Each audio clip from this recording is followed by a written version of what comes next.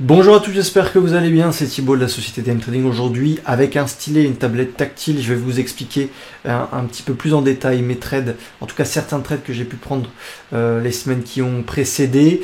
Je pense que ça va être plus pédagogique avec des tracés sur les graphiques. On va pouvoir mettre en évidence les setups, mettre en évidence les changements de volume, également où est-ce que c'est arrivé dans le screener. Je pense que ça va être un peu plus intéressant et plus pédagogique pour vous. Donc si ça vous plaît, laissez un gros pouce bleu et on pourra continuer dans ce format-là. On est parti sur une action américaine GSIT. Donc là, vous avez ici en haut à gauche mon screener. Je vais faire tous les actifs un par un avant que le marché ouvre. Et puis, je vais finir par tomber sur GSIT qui est à peu près sur la 50e position sur le marché américain des actifs les plus volatiles et les plus forts. Donc je tombe sur un actif qui est en forte tendance haussière, ok, et qui vient au contact de la moyenne mobile 10 ici. On voit qu'on a des mèches basses juste là, et bien écoutez, on a également une augmentation des volumes. Regardez le capital échangé qui est neutre, et d'un coup, boum, ok, on a une augmentation de l'activité, une augmentation des fonds injectés, et donc potentiellement des institutions qui s'intéressent au titre, peut-être parce qu'il y a un catalyseur, peut-être parce que c'est aussi dans l'industrie des semi-conducteurs et que Nvidia, AMD, etc. cartonnent. Ça peut être un actif qui profite de cette rotation sectorielle. Derrière, vous avez besoin de trouver un setup pour rentrer en position. Vous avez votre graphique 1 heure éventuellement avec une phase 1 juste ici. Donc une phase 1 c'est quoi? C'est un range et les bandes de bol se mettent à plat. Je prends position juste ici, j'en solde 50% sur un risque de 3 parce que c'est déjà un joli gain et que je m'attends à ce qu'il y ait de l'offre sur cette zone juste ici. Effectivement, le marché devient un peu plus fragile vendredi, donc on a un rejet. Aujourd'hui on ouvre à plus 8 en tout cas en pré-market, ce qui n'est pas trop mal, et je suis flat sur le trend. Vous voyez ici l'ensemble de mes alarmes, soit en position, soit celles qui sont prêtes à être déclenchées, soit des actifs qui sont un peu plus à surveiller, disons, mais qui ne sont pas mûrs. Donc voilà un actif expliqué de A à Z sur l'entrée, la sortie, le reliquat et comment je l'ai trouvé sur le screener. Derrière, on va passer sur un autre trade.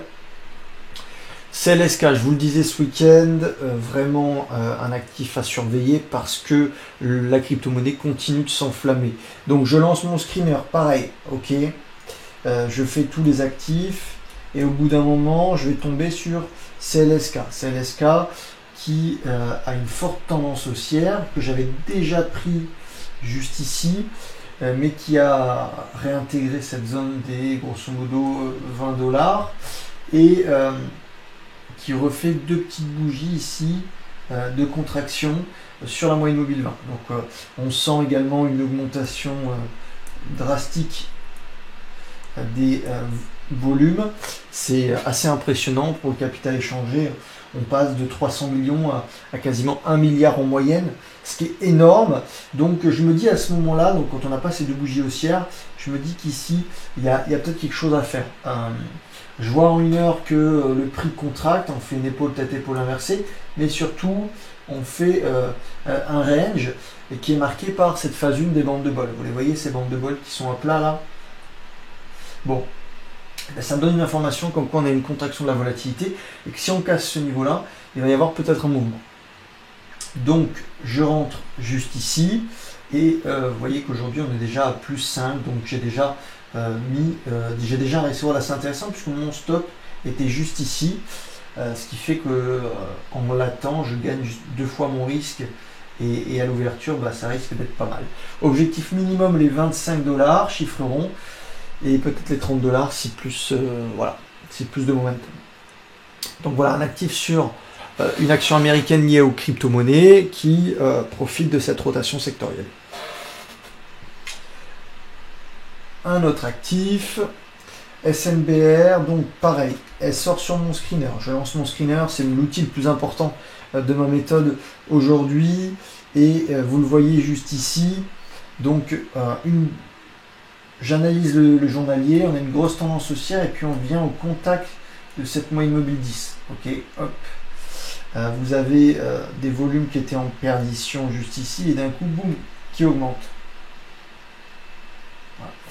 Voilà. C'est pas flagrant, mais vous avez une grosse dynamique baissière au préalable. C'est un actif qui s'est fait massacrer. Et je me dis, on est potentiellement sur le premier pullback d'une recovery. Derrière, je cherche un point d'entrée en 1 heure.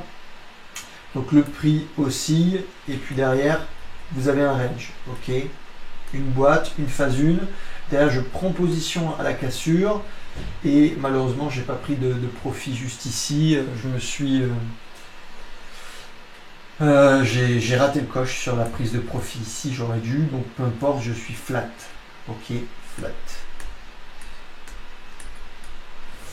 Voilà, un trade qui est pas trop mal, mais qui aurait dû se solder par une prise de profit. Voilà, j'ai pas été assez rapide pour prendre mes profits. BuzzFeed, pareil, dans le screener, on est dans le top 10 ou top 15 des actifs les plus volatiles. Vous avez une grosse dynamique haussière et puis ça latéralise avec un espèce de triangle comme ça de contraction.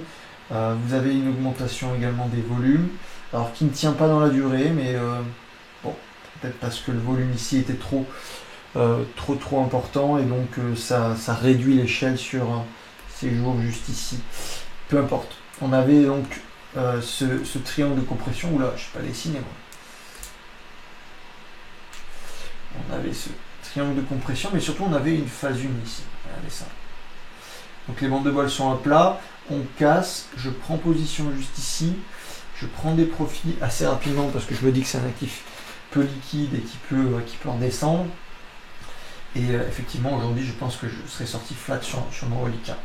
Donc un actif qui est pas trop mal, je ne m'attendais pas à grand chose, mais on a vraiment un petit setup qui était pas trop mal, qui nous a permis de prendre des profits. En Open on est à moins 2,49, mais ça peut encore bouger vu que c'est pas très liquide. Et si ça tient, pourquoi pas chercher les 0,5 ici en termes d'objectifs. Ok. Hop. C'est en phase de test, hein. Vous m'excusez si c'est pas extrêmement précis. Vous avez ici mon screener, vous avez également EQ qui sort dans le top 20 des actifs les plus volatiles sur le marché américain. J'avais raté ce petit setup ici, donc peu importe, vous avez une grosse dynamique haussière, ok, on vient en contact de la moyenne mobile 20 et puis on fait ce mini range ici, avec une augmentation, donc là il n'y a pas de volume, et puis d'un coup, boum, volume avec une moyenne ici 1 million de dollars à changer, ce qui est très peu, mais par rapport à avant c'est assez considérable, donc pas de grosse taille de position. Vous avez donc un prix qui aussi, qui vient chercher la moyenne mobile 20 et qui d'un coup fait un range, ok, et j'achète la cassure de ce range avec une prise de profit vendredi sur ces niveaux là parce que le marché est un peu plus fragile que les jours précédents et on tient un reliquat, pourquoi pas aller chercher les 4 et plus si affinité. Donc voilà, momentum, vous voyez c'est toujours la même chose, momentum, on se pose, on fait bien volatilité, on veut des volumes en augmentation juste ici.